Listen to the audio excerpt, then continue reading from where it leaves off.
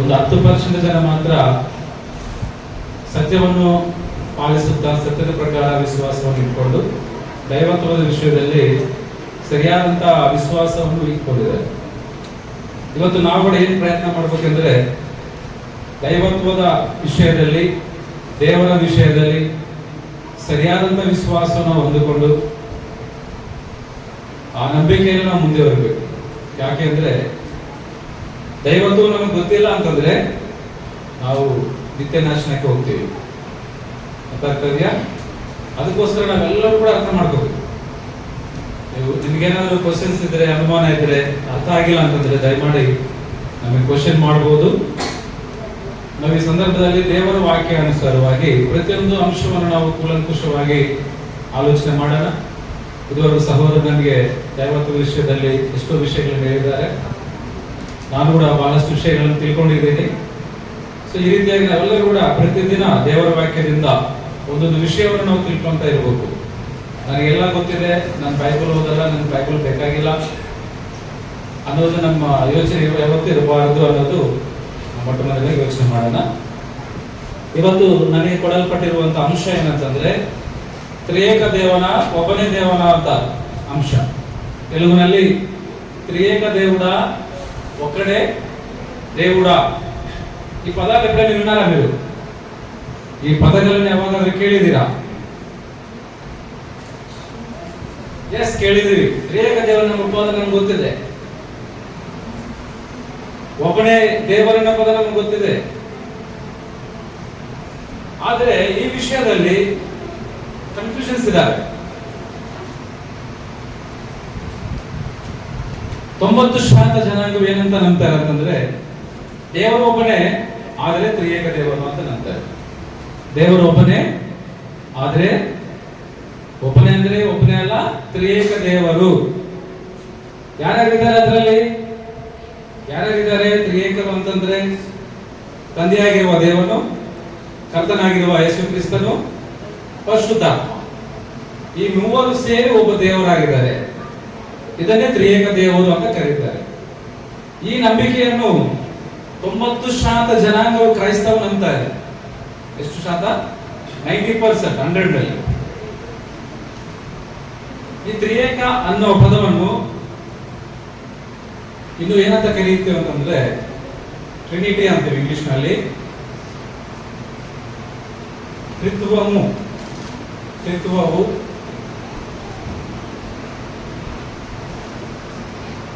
ಆಮೇಲೆ ತ್ರಿಯೇಕ. ಈ ಮೂರು ಪದಾలు ಒಂದೇ ಅರ್ಥ. ಈ ಮೂರು ಪದಕ್ಕೆ ಒಂದೇ ಅರ್ಥ. ಇಂಗ್ಲಿಷ್ ನಲ್ಲಿ ಟ್ರಿನಿಟಿ, ಎರಡನೇದು ತ್ರಿತ್ವವು, ತ್ರಿಯೇಕ ಅನ್ನೋ ಈ ಪದವನ್ನು ನೋಡುವಾಗ ಇದರ ಅರ್ಥ ಏನು ಅಂತ ನಾವು ನೋಡಿದ್ರೆ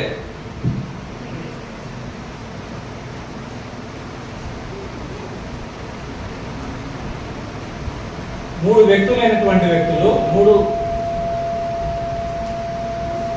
ముగ్గురు వ్యక్తులు సార్.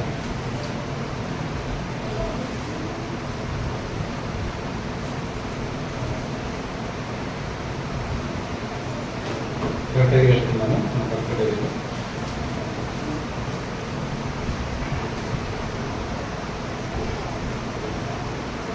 ಒಬ್ಬನೇ ದೇವರು ಮೂರು ವ್ಯಕ್ತಿತ್ವದಲ್ಲಿ ಇದ್ದಾನೆ ಅಂತ.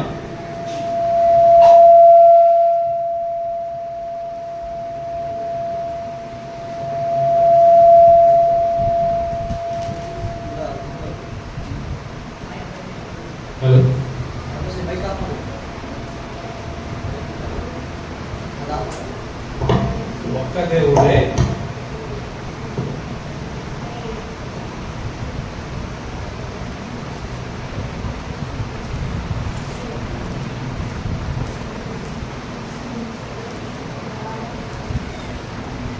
కలిగి ఉన్నారు. ఒక దేవుడు అంటే ఒక దేవుడు కాదు, అందులో ముగ్గురు కలిసి ఉన్నారు. ఒక దేవుడు అంటే అర్థం ముగ్గురు వ్యక్తిత్వం కలిగిన వ్యక్తులు కలిసి ఉన్నదనే ఒక దేవుడు అని చెప్పాను. ఇది బైబిల్ ఇచ్చే సమాచారం కాదు. ತ್ರಿತ್ವಂ ಗುరించి ನಾನು ಮೊದಲೇ చెప్తున్నాను. ತ್ರಿತ್ವము ಇಲ್ಲಾಂದ್ರೆ ತ್ರಿಯೇಕ ಅನ್ನೋ ಪದ ಯಾವ ರೀತಿಯಾಗಿ ಬಂತು ಲೋಕದಲ್ಲಿ ಅಂತ ನೋಡುವಾಗ ಈ ತ್ರಿಯೇಕ ಅನ್ನೋ ಪದ ಇಲ್ಲ ತ್ರಿತ್ವ ಅನ್ನೋ ಪದ ಇದು ಬೈಬಲ್ ದೇವರು ಬಯಲ್ಪಾటు ಮಾಡಿದ್ದಲ್ಲ. ಬೈಬಲ್ ಎಲ್ಲ ನೋಡುವಾಗ ತ್ರಿತ್ವವನ್ನು ಪದವನ್ನು ನಾವು ನೋಡಲ್ಲ, ನಮಗೆ ಸಿಗೋದಿಲ್ಲ. 66 ಪುಸ್ತಕದಲ್ಲಿ ನೀವು ಓದಿದ್ರು ಕೂಡ ಎಲ್ಲೂ ಕೂಡ ತ್ರಿತ್ವವು ತ್ರಿಯೇಕ ಅನ್ನೋ ಪದ ನಮಗೆ ಗೊತ್ತಾಗಲ್ಲ. ಆದ್ರೆ ಯಾವ ರೀತಿಯಾಗಿ ಪದ ಬಂತು? ಮೊದಲನೇ ಶತಮಾನದಲ್ಲಿ ಈ ಪದ ಪ್ರಯೋಗವನ್ನು ಭಕ್ತರು ಯಾರು ಕೂಡ ಯೂಸ್ ಮಾಡಿಲ್ಲ. ಎರಡನೇದು, ಅಪೊಸ್ತಲರು ಯಾರು ಕೂಡ ಆ ರೀತಿಯಾಗಿ ಬೋಧನೆ ಮಾಡಿಲ್ಲ ಜನಾಂಗಕ್ಕೆ. ಭಕ್ತರ ವಿಶ್ವಾಸದಲ್ಲಿ ಯಾರಿಗೂ ಕೂಡ ತ್ರಿಯೇಕ ದೇವನೆಂಬ ಒಂದು ವಿಶ್ವಾಸ ಕೂಡ ಅವರಿಗೆ ಇಲ್ಲ ಮೊದಲನೇ ಶತಮಾನದಲ್ಲಿ. ಮತ್ತೆ ಯಾವಾಗ ಇದು ಅಸ್ತಿತ್ವಕ್ಕೆ ಬಂತು ಅಂತಂದ್ರೆ, ಎರಡನೇ ಶತಮಾನದಲ್ಲಿ ಒಬ್ಬ ಚರಿತ್ರಕಾರನಿದ್ದಾನೆ, ಟರ್ಟುಲಿಯನ್ ಅಂತ. ನಾನಿದು ಗೂಗಲ್ ಅಲ್ಲಿ ಸರ್ಚ್ ಮಾಡಿ ಎಲ್ಲ ತಗೊಂಡಿದ್ದೀನಿ, ನಿಮಗೆ ಗೊತ್ತಾಗ್ಬೇಕಂತ. ಟರ್ಟುಲಿಯನ್ ಅనే ಒಬ್ಬ ವ್ಯಕ್ತಿ ಎರಡನೇ ಶತಮಾನದಲ್ಲಿ ಏನ್ ಮಾಡಿದಾನೆ ಅಂತಂದ್ರೆ, ಈ ಟ್ರಿನಿಟಿ ಇಲ್ಲ ಅಂತಂದ್ರೆ ಟ್ರಿನಿಟಾಸ್ ಎಂಬ ಪದವನ್ನು ಉಪಯೋಗಿಸಿದ್ದಾನೆ.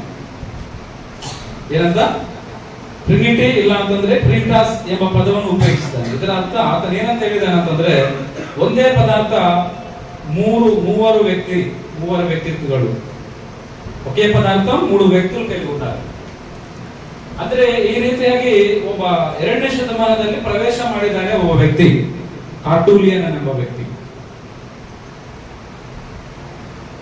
ನೀವು ಕೂಡ ಗೂಗಲ್ ಅಲ್ಲಿ ಸರ್ಚ್ ಮಾಡಿದ್ರೆ ಗೂಗಲ್ ಅಲ್ಲಿ ಇಷ್ಟು ಸಿಗುತ್ತೆ, ನೋಡಬಹುದು. ಟರ್ಟುಲಿಯನ್ ಎಂಬ ವ್ಯಕ್ತಿ ಈ ಪದವನ್ನು ಉಪಯೋಗಿಸಿದ್ದಾರೆ. ಅದೇ ರೀತಿಯಾಗಿ 4ನೇ ಶತಮಾನದಲ್ಲಿ ಇನ್ನೊಬ್ಬ ವ್ಯಕ್ತಿ ಅಥಾನಿಸಿಯಾಸ್ ಆತನು ಏನಂತ ಹೇಳಿದಾನೆ ಅಂತಂದ್ರೆ, ಯೇಸು ಕ್ರಿಸ್ತನ ತಂದೆಯಾಗಿರುವ ದೇವರ ಜೊತೆಗೆ ಸಮಾನವಾಗಿರುವ ದೇವರು ಅಂತ ಒಂದು ಸಿದ್ಧಾಂತವನ್ನು ಬಯಲ್ಪಾಟ್ ಮಾಡಿದ್ದಾನೆ. ಎರಡನೇ ವ್ಯಕ್ತಿ ಅದು ಅಥಾನಿಸಿಯಾಸ್.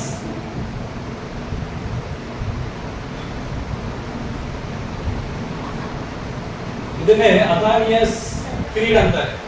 ಅಥಾನಿಯನ್ ಕ್ರೀಡ್ ಅಂದ್ರೆ ಸಿದ್ಧಾಂತ. ಇದು ಒಬ್ಬ ವ್ಯಕ್ತಿ 4ನೇ ಶತಮಾನದಲ್ಲಿ ಇದನ್ನು ಪ್ರವೇಶ ಪಡಿಸಿದ್ದಾನೆ. 5ನೇ ಶತಮಾನದಲ್ಲಿ, ಶತಾಬ್ದ 5ನೇ ಶತಮಾನದಲ್ಲಿ ಅಗಸ್ಟಿನ್ ಎಂಬ ವ್ಯಕ್ತಿ ಒಂದು ಗ್ರಂಥವನ್ನು ಬರೆದಿದ್ದಾನೆ. ಆ ಗ್ರಂಥ ಏನಂತಂದ್ರೆ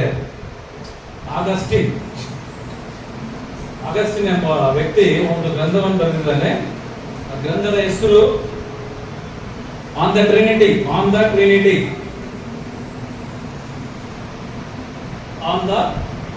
ಟ್ರಿನಿಟಿ ಅಂತ ಎಂಬ ಪುಸ್ತಕದಲ್ಲಿ ಏನಂತ ಬರೆದಿದ್ದಾನೆ ಅಂತಂದ್ರೆ, ನಮ್ಮ ಮೈಂಡ್ ನಲ್ಲಿ ಕೂಡ, ನಮ್ಮ ಮನಸ್ಸಿನಲ್ಲಿ ಕೂಡ 3 ಇದಾವೆ. ಒಂದು ಮೆಮೊರಿ, ಜ್ಞಾಪಕ ಶಕ್ತಿ, ಅಂಡರ್ಸ್ಟ್ಯಾಂಡಿಂಗ್, ಅರ್ಥ ಮಾಡಿಕೊಳ್ಳುವ ಒಂದು ವಿಧಾನ, ವಿಲ್ಲಿಂಗ್ ಅಂದ್ರೆ ಒಂದು ಸ್ವೇಚ್ಛ, ಪ್ರೀತಿಸುವುದಕ್ಕೆ ಆಗ್ಲಿ, ಬೇರೆ ಏನೇ ಕೆಲಸ ಮಾಡುವುದಕ್ಕೆ ಆಗ್ಲಿ ಬೇಕಾಗಿರುವಂತ ಒಂದು ವಿಲ್ಲಿಂಗ್ ಪವರ್ ಅನ್ನೋದು ನಮ್ಮಲ್ಲಿದೆ. ಆ ರೀತಿಯಾಗಿ 3 ಪದಾರ್ಥಗಳು ನಮ್ಮಲ್ಲಿ ಇದ್ದರೂ ಕೂಡ ಮನಸ್ಸು ಅನ್ನೋದು ಒಂದೇ ಅಂತ ನಿರ್ವಚನೆ ಮಾಡಿದ್ದಾರೆ. ಓಕೆ, ಚೆನ್ನಾಗಿದೆ ಸ್ಟೋರಿ. ಈ ತರ ನಾವು ಒಂದು ಹಿಸ್ಟ್ರಿ ತರ ಸ್ಟೋರೀಸ್ ಹೇಳಿದ್ರೆ ಚೆನ್ನಾಗಿ, ಬಹಳ ಇಂಟ್ರೆಸ್ಟ್ ಆಗಿರುತ್ತೆ ಅಲ್ವಾ? ಆದ್ರೆ ಈ ರೀತಿಯಾಗಿ ಯಾಕೆ ಚರಿತ್ರಕಾರರು ಬರೆದಿದ್ದಾರೆ, ಚರಿತ್ರಕಾರರು ಟ್ರಿನಿಟಿಯನ್ನು ತಗೊಂಡು ಬಂದಿದ್ದಾರೆ ಪ್ರಪಂಚದಲ್ಲಿ, ಕ್ರೈಸ್ತವ ಲೋಕದಲ್ಲಿ ಅಂತ ನಾವು ಯೋಚನೆ ಮಾಡಿದ್ರೆ, ಮೊದಲನೇದು ಕೆಲವರು ಏನಂತ ಹೇಳಿದ್ದಾರೆ ಅಂತಂದ್ರೆ, ಯೇಸು ಕ್ರಿಸ್ತನ ದೈವತ್ವದ ಬಗ್ಗೆ, ಯೇಸು ಕ್ರಿಸ್ತನ ದೇವರಲ್ಲ ಅಂತ ಹೇಳೋರು ಸ್ವಲ್ಪ ಜನ ಲೋಕದಲ್ಲಿ ಬಂದರು. ಯೇಸು ಕ್ರಿಸ್ತ ಯಾರಂತಲ್ಲ, ದೇವರಲ್ಲ. ಯೇಸು ಕ್ರಿಸ್ತನ ಒಬ್ಬ ವ್ಯಕ್ತಿ ಮಾತ್ರ. ಯೇಸು ಕ್ರಿಸ್ತನು ಸೃಷ್ಟಿಯಲ್ಲಿ ಒಂದು ಭಾಗ ಮಾತ್ರ. ಯೇಸು ಕ್ರಿಸ್ತನ ದೇವರ ಜೊತೆಗೆ ಸಮಾನನಲ್ಲ, ಆತನ ದೇವರಲ್ಲ ಅಂತ ಹೇಳಿ ಲೋಕದಲ್ಲಿ ಒಂದು ಪ್ರಚಾರ ಪ್ರಾರಂಭ ಆಯಿತು. ಇದನ್ನು ಕ್ಲಿಯರ್ ಮಾಡ್ಲಿಕ್ಕೆ, ಇದನ್ನು ಕವರ್ ಮಾಡ್ಲಿಕ್ಕೆ, ಯೇಸು ಕ್ರಿಸ್ತನ ಕೂಡ ದೇವರೇ ಅಂತ ಪ್ರೂಫ್ ಮಾಡ್ಲಿಕ್ಕೆ ಏನ್ ತಗೊಂಡ್ಬಂದ್ರು? ಈ ತ್ರಿತ್ವವು ಎಂಬ ಸಿದ್ಧಾಂತವನ್ನು ಲೋಕದಲ್ಲಿ ಪ್ರವೇಶಪಡಿಸಿದ್ದಾರೆ.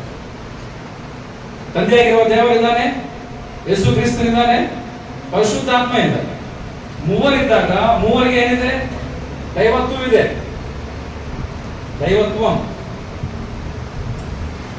ದೈವತ್ವವು ಯಾರಿಗಾರಿಗಿದೆ? ತಂದೆಯಾಗಿರುವ ದೇವರಿಗೂ ದೈವತ್ವವಿದೆ, ಆಮೇಲೆ ಯೇಸು ಕ್ರಿಸ್ತನಿಗಿದೆ, ಪರಿಶುದ್ಧಾತ್ಮನಿಗಿದೆ ಅಂತ ಬೈಬಲ್ ಅಲ್ಲಿ ಬೋಧನೆ ನಮಗೆ ಮಾಡಲ್ಪಟ್ಟಿದೆ. ದೈವತ್ವ ಅಂದ್ರೆ ಅರ್ಥ ಏನು? ದೈವತ್ವ ಅಂದ್ರೆ ಅರ್ಥ ಏನು? ದೇವರ ಒಂದು ಗುಣಲಕ್ಷಣಗಳು. ಇದರ ಅರ್ಥ ಏನು? దేవుని లక్షణముల్ని ದೈವತ್ವವು ಅಲ್ಲ, ದೈವತ್ವವು ಅಂತೀವಿ.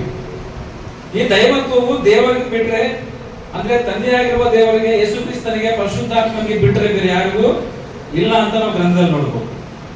ಗೀತೋಪದೇಶ ಕಾಂಡ, ಧರ್ಮೋಪದೇಶ ಕಾಂಡ 32ನೇ ಅಧ್ಯಾಯ 17ನೇ ವಚನದಲ್ಲಿ, ధర్మోపదేశ కాండ 37వ అధ్యాయ 32 17వ వచనంలో దయ్యములకు దైవత్వం లేదని రాయబడి ఉంది. ಯಾವುದಕ್ಕೆ? దయ్యములకు ಏನಿಲ್ಲಂತೆ? దైవత్వం ಇಲ್ಲ, దైవత్వం లేదు.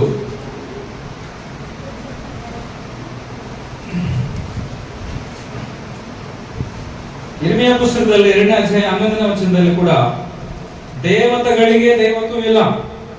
ಯಾರಿಗಿಲ್ಲ? దేవతಗಳಿಗೆ. దేవతలకు తెలుగు రాస్తున్నారు కదా, దేవతలకు ఏం లేదంట? దైవత్వವಿಲ್ಲ. ಮತ್ತೆ ಯಾರಿಗಿಲ್ಲ ದೈವತ್ವ?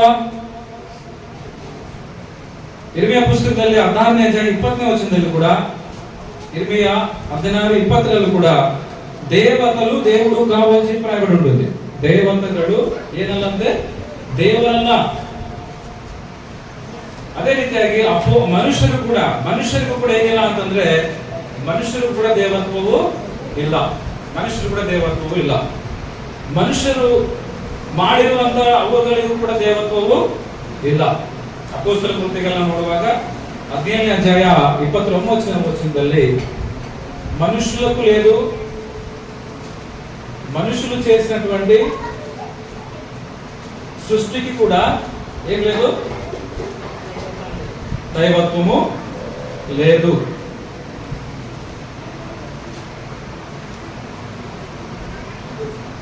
ಅಪೊಸ್ತಲರು ಇರ್ತಾರೆ, ನಾವು ಕೂಡ ನಿಮ್ಮಂತ ಮನುಷ್ಯರೇ, ನೀವು ನಮಗೆ ಮುಗಿಬೇಡ್ರಿ, ನಾವು ದೇವರಲ್ಲ. ಮನುಷ್ಯರಿಗೆ ಏನಿಲ್ಲ ಅಂತೆ?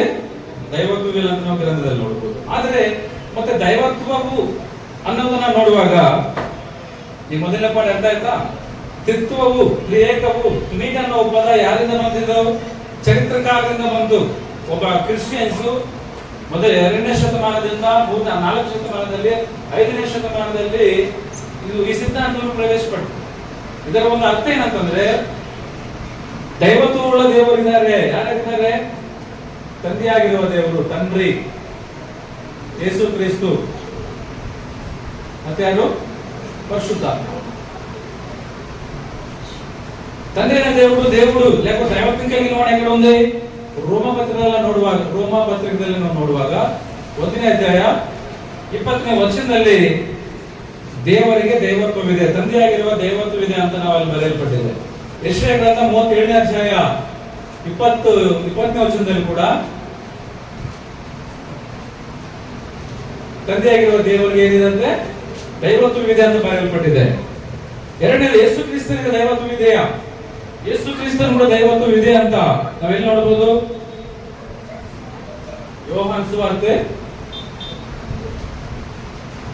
1ನೇ ಅಧ್ಯಾಯ 1-2ನೇ ವಚನದಲ್ಲಿ ಯೇಸು ಕ್ರಿಸ್ತನು ದೇವರಂತ ಬರೆಯಲ್ಪಟ್ಟಿದೆ.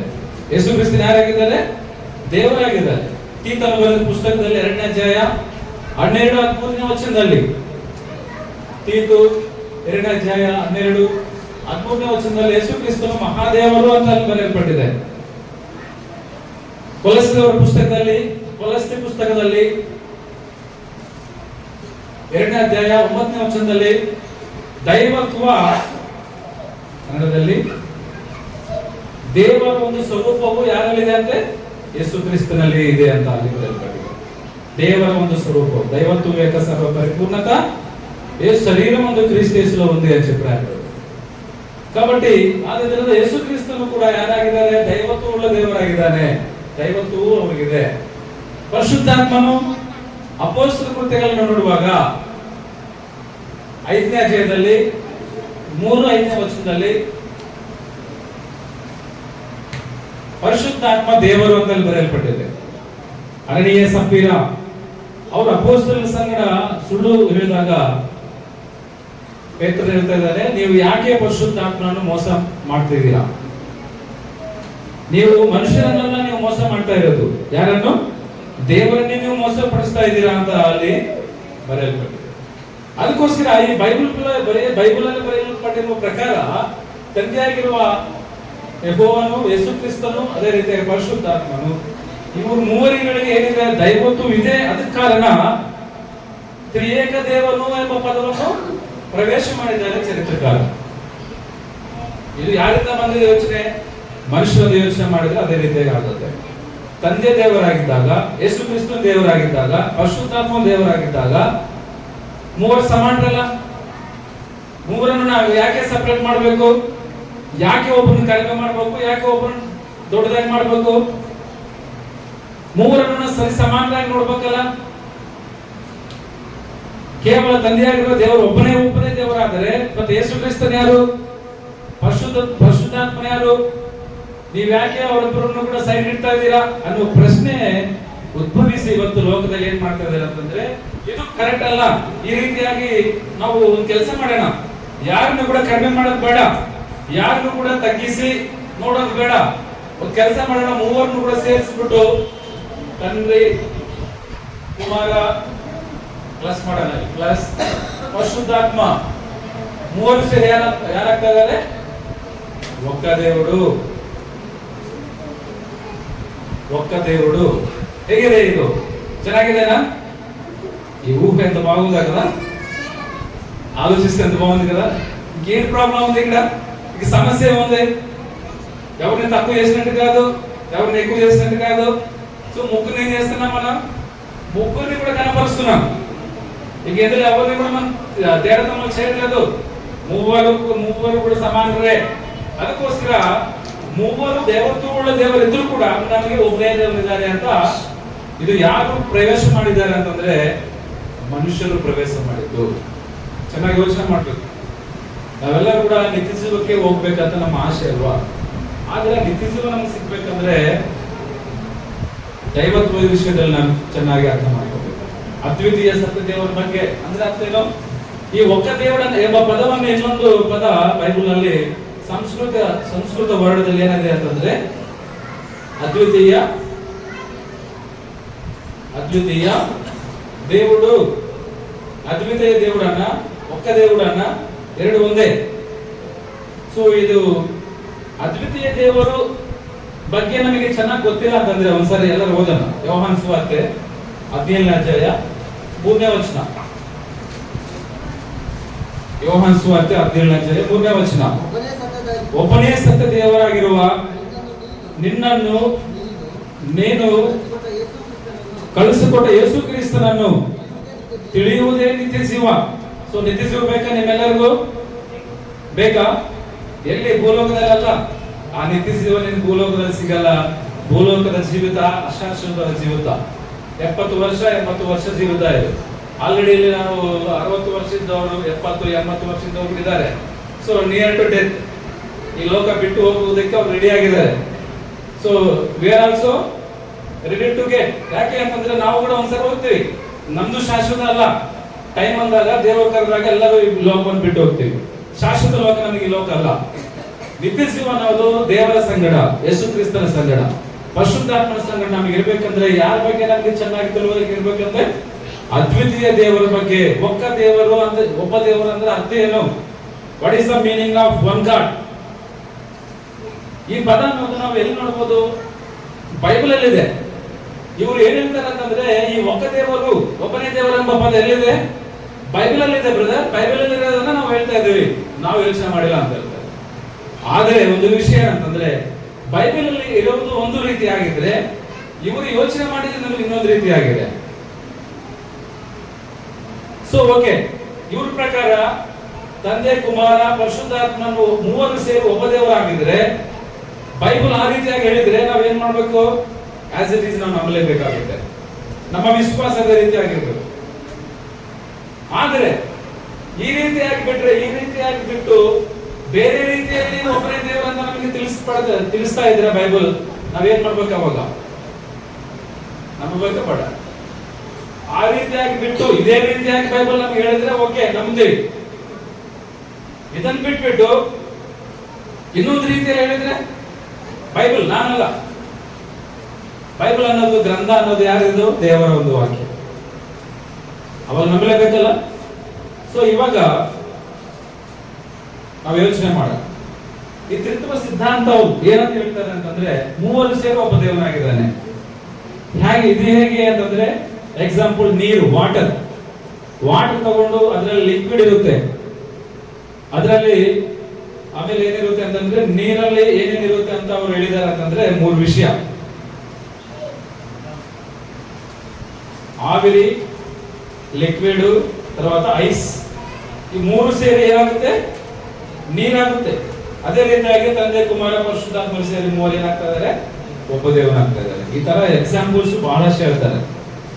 ಸೊ ಈ ರೀತಿಯಾಗಿ ಎಕ್ಸಾಂಪಲ್ಸ್ ಹೇಳಿದ್ರೆ, ಇದ್ರ ಪ್ರಕಾರ ಒಬ್ಬನೇ ದೇವರು ಅಂತ ಹೇಳಿದ್ರೆ ಅದ್ರ ಪ್ರಕಾರ ನಂಬಬೇಕು ನಾವು. ನಮ್ಮ ವಿಶ್ವಾಸ ಅದಿರ್ಬೇಕು. ಬೈಬಲ್ ಹೇಳಿದ್ರೆ, ಬೈಬಲ್ ಆ ರೀತಿಯಾಗಿ ಹೇಳಿಲ್ಲ ಅಂತಂದ್ರೆ ಏನ್ ಮಾಡ್ಬೇಕು? ನಂಬಬೇಕಾ? ನಂಬಬಾರ್ದ? ನಂಬಬಾರ್ದು. ಅದು ಯಾರು ಎಷ್ಟು ದೊಡ್ಡವರು ಹೇಳಿದ್ರು ನಂಬಬಾರ್ದು. ನೀವು ಅನ್ಬೋದು, ಇವರು ಚರಿತ್ರಕಾರರು, ಇವರು ದೊಡ್ಡ ಎಜುಕೇಟೆಡ್ ಪರ್ಸನ್ಸ್, ಇವ್ರು ಗೊತ್ತಿಲ್ಲದೆ ನಿಮ್ಗೆ ಗೊತ್ತಿದೇನಾ ಅನ್ಬೋದು. ನನಗೆ ಗೊತ್ತಿರೋದು ಏನಂತಂದ್ರೆ ಬೈಬಲ್ ಗೊತ್ತಿದೆ. ಅವರಷ್ಟು ಜ್ಞಾನ ನನಗಿರಬಹುದು, ಎಲ್ಲಿದ್ರೆ ಇರಬಹುದು. ಬಟ್ ಅವ್ರು ಏನಂತಂದ್ರೆ ಅವ್ರ ಸ್ವಂತ ಊಹೆಯಿಂದ, ಸ್ವಂತ ಜ್ಞಾನದಿಂದ, ಮನುಷ್ಯರಿಂದ ಅವರು ಯೋಚನೆ ಮಾಡೋದನ್ನು ಪ್ರವೇಶ ಮಾಡಿದ್ದಾರೆ. ದೇವರ ವಾಕ್ಯದ ಪ್ರಕಾರ ತ್ರಿಯೇಕ ದೇವರಿದಾನ, ಒಬ್ಬನೇ ದೇವರಿದಾನ ಅನ್ನೋದು ನಾವು ಸರಿಯಾಗಿ ತಿಳ್ಕೋಬೇಕಾಗುತ್ತೆ.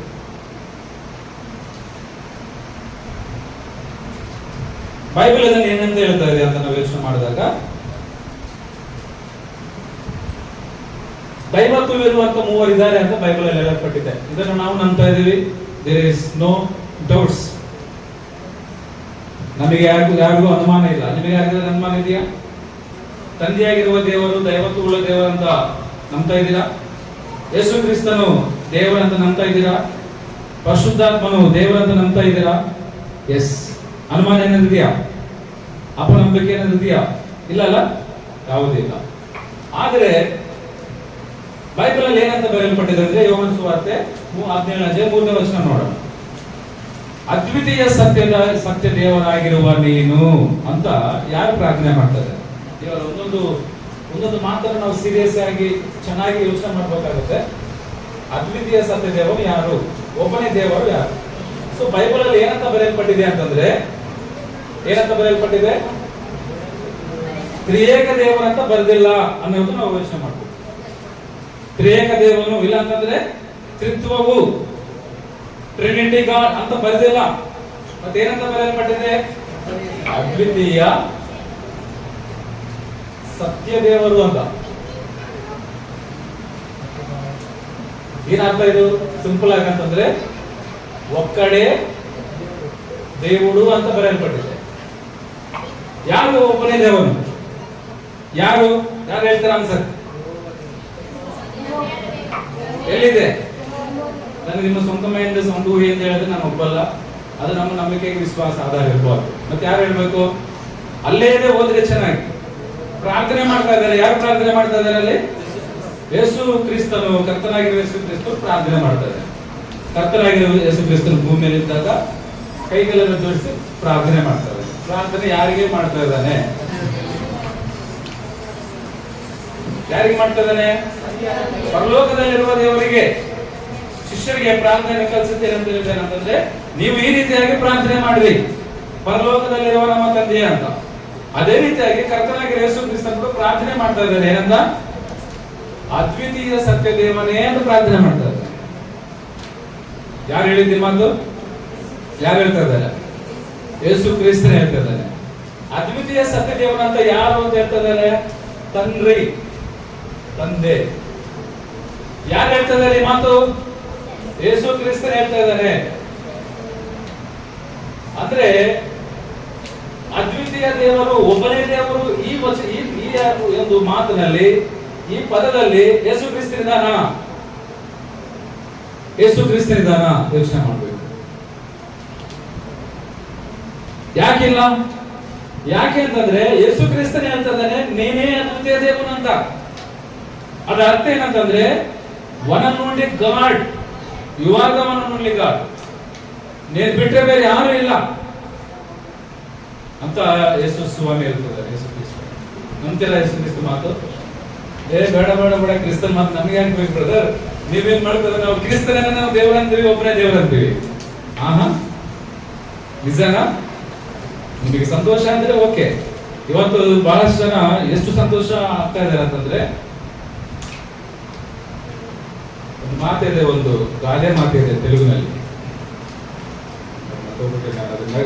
ನಗುವ ವಿಷಯದಲ್ಲಿ ಏನಂತಾರೆ ಅಂತಂದ್ರೆ, ಸುಮ್ನೆ ನಗ್ತಾ ಇರ್ತಾರೆ, ಸುಮ್ನೆ ಹ್ಯಾಪಿಯಾಗಿ. ನಮಗೆ ಗೊತ್ತಿದೆ ಇದೇ ಕರೆಂಟ್ ಅನ್ನೋ ರೀತಿಯಲ್ಲಿ, ಸತ್ಯ ಏನು ಗೊತ್ತಿರಲ್ಲ, ಆದರೂ ಖುಷಿ ನಗ್ತಾ ಇರ್ತಾರೆ, ಇನ್ನೊಬ್ಬರ ಬಗ್ಗೆ ಹೇಳನವಾಗಿ ಮಾತಾಡ್ತಾ ಇರ್ತಾರೆ. ಯೇಸು ಕ್ರಿಸ್ತರು ಹೇಳ್ತಾ ಇದ್ದಾನೆ, ತಂದೆ ನೀನ್ ಯಾರು? ಒಬ್ಬನೇ ದೇವರು. ಇವಾಗ ಹೇಳು, ಒಬ್ಬನೇ ದೇವರು ಈ ಪದದಲ್ಲಿ ಯೇಸು ಕ್ರಿಸ್ತ ಇದ್ದಾನ? ಒಬ್ಬನೇ ದೇವರು ಈ ಪದದಲ್ಲಿ ಪರಿಶುದ್ಧಾತ್ಮ ಇದ್ದಾನ? ಇಲ್ಲ ಅಂತ ನಾನು ಹೆಂಗೆ ಹೇಳ್ತಾ ಇದ್ದೀನಿ? Because of the prayer of Jesus Christ. ಯೇಸು ಕ್ರಿಸ್ತನ ಒಂದು ಪ್ರಾರ್ಥನೆಯಲ್ಲಿ ಯೇಸು ಕ್ರಿಸ್ತನೇ ಸ್ವತಃ ಹೇಳ್ತಾ ಇದ್ದಾನೆ, ತಂದೆ ನೀನ್ ಯಾರು? ಒಬ್ಬನೇ ದೇವರು. ಮತ್ತು ನಮಗೆ ಯಾಕೆ ಪ್ರಾಬ್ಲಮ್? ಈ ವಿಷಯದಲ್ಲಿ ನಾವು ಕರ್ತನನ್ನು ಏನಾದ್ರೂ ಕಡಿಮೆ ಮಾಡಿದೀವ? ಪರಿಶುದ್ಧಾತ್ಮ ಏನಾದ್ರೂ ಕಡಿಮೆ ಮಾಡಿದೀವ? ಇಲ್ಲಂದ್ರೆ ಬೈಬಲ್ ವಾಕ್ಯಾನುಸಾರವಾಗಿ, ಲೇಖನಾನುಸಾರವಾಗಿ ನಾವು ಕರೆಕ್ಟ್ ಆಗಿ ವಿಶ್ವಾಸವನ್ನು ಇಡ್ತಾ ಇದೀವ? ಕನ್ಫ್ಯೂಷನ್ ಯಾಕೆ ಬರ್ತಾ ಇದೆ? ಕನ್ಫ್ಯೂಷನ್ ಯಾಕೆ ಬರ್ತಾ ಇದೆ ಅಂತಂದ್ರೆ, ಮೂವರು ದೇವರಾದಾಗ ಮತ್ತೆ ಮೂವರಲ್ಲಿ ಇಬ್ಬರನ್ನ ಯಾಕೆ ಬಿಡ್ಬೇಕು? ಒಬ್ಬರನ್ನೇ ದೇವರಂತ ಯಾಕೆ ಹೇಳ್ಬೇಕಂತಂದ್ರೆ, ನಿನ್ನ ಆಲೋಚನೆ ನನ್ನ ಆಲೋಚನೆ, ಬಟ್ ದೇವರ ಆಲೋಚನೆ ಆ ರೀತಿಯಾಗಿಲ್ಲ. ವಾಸ್ತವವಾಗಿ ಸತ್ಯದ ವಿಷಯ ಏನಂತಂದ್ರೆ, ಪ್ರಪಂಚಕ್ಕೆ ಸರ್ವಲೋಕಕ್ಕೆ ಒಬ್ಬನೇ ದೇವರಿದ್ದಾರೆ. ಅವರು ಅದ್ವಿತೀಯ ದೇವರು ಅಂತ ಬರೆಯಲ್ಪಟ್ಟಿದೆ, ತಂದೆ. ಇದು ನಾನು ಹೇಳಲ್ಲ, ದಯಮಾಡಿ ಕ್ಷಮಿಸಿ, ನನ್ನನ್ನು ಕ್ಷಮಿಸಿ, ನಾನು ಹೇಳಿಲ್ಲ.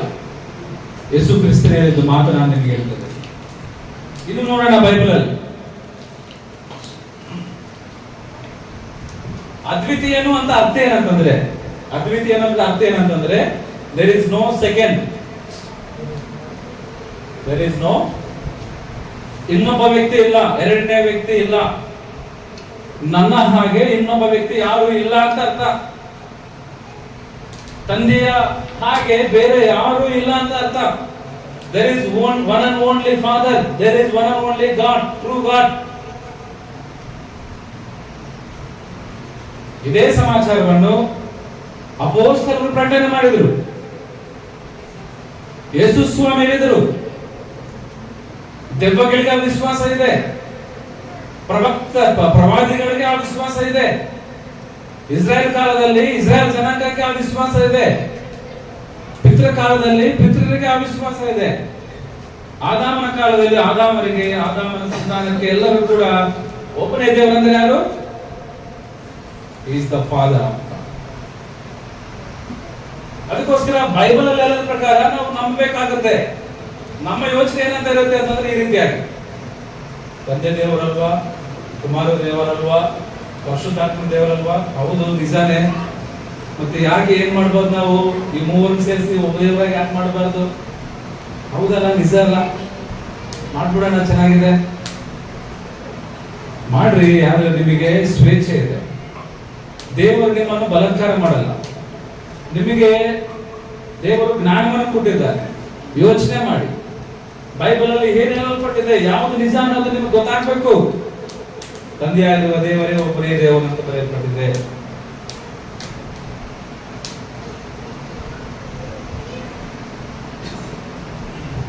ಇದು ಧರ್ಮೋಪದೇಶಕಾಂಡ 6ನೇ ಅಧ್ಯಾಯ, ಧರ್ಮಶಾಸ್ತ್ರ ಕಾಲದಲ್ಲಿ ನೋಡುವಾಗ ಇಸ್ರಾಯೇಲ್ ಜನಾಂಗಕ್ಕೆ ಒಂದು ಮಾತು ಬರೆಯಲ್ಪಟ್ಟಿದೆ.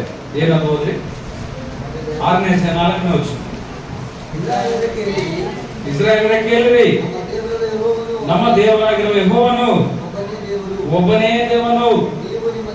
ಇಸ್ರಾಯೇಲ್ ಜನಾಂಗಕ್ಕೆ ಮೋಶೆ ಹೇಳ್ತಾ ಇದ್ದಾನೆ, ಚೆನ್ನಾಗಿ ಕೇಳಿದ್ರೆ ಎಲ್ಲರೂ. ಇಸ್ರಾಯೇಲ್ ಜನಾಂಗಕ್ಕೆ ಯಾರು ಹೇಳ್ತಾ ಇದ್ದಾರೆ? ಮೋಶೆ, ಪ್ರವಾದಿ ಆಗಿರುವಂತ ಮೋಶೆ ಏನಂತ ಹೇಳ್ತಾ ಇದ್ದಾನೆ? ಇಸ್ರಾಯೇಲ್ ಜನಾಂಗವೇ ಕೇಳಿರಿ, ನಮ್ಮ ದೇವರಾಗಿರುವ ಯೆಹೋವನು ಒಬ್ಬನೇ ದೇವರು. ಅದರ ಅರ್ಥ ಏನು? ಮೋಶೆಯ ಒಂದು ವಿಶ್ವಾಸದಲ್ಲಿ, ಇಸ್ರಾಯೇಲ್ ಒಂದು ವಿಶ್ವಾಸದಲ್ಲಿ ಒಬ್ಬನೇ ದೇವರು ಅಂದ್ರೆ ಯಾರು? ಬೈಬಲ್ ಅಲ್ಲಿ ಹೇಳಲ್ಪಟ್ಟಿದೆ, ತಂದೆಯಾಗಿರುವಂತ. ಸೊ ಧರ್ಮಶಾಸ್ತ್ರ ಕಾಲದಲ್ಲಿ ಕೂಡ ಇಸ್ರಾಯೇಲ್ ಜನಾಂಗಕ್ಕೆ